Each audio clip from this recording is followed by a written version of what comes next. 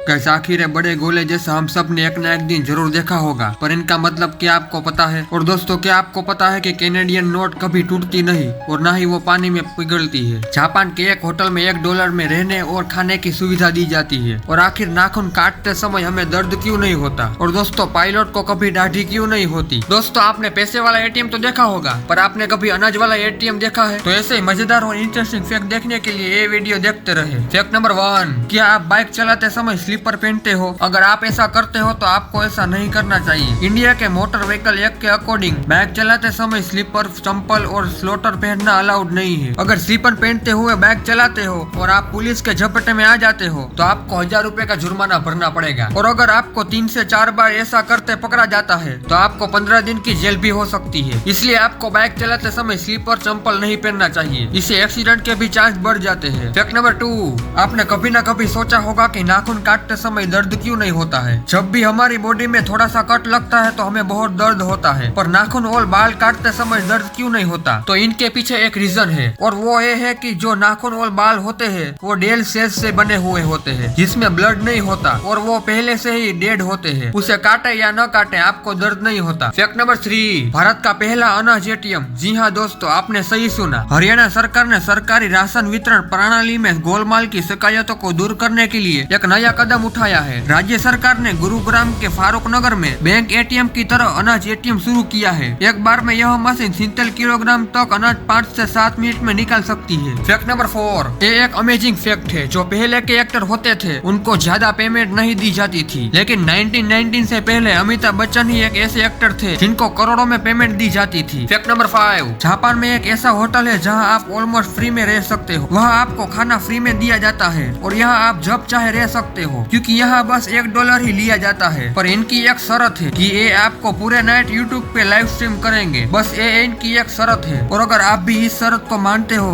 तो आप भी यहाँ $1 पे रह सकते हो। फैक्ट नंबर 6, इस वीडियो को देखो।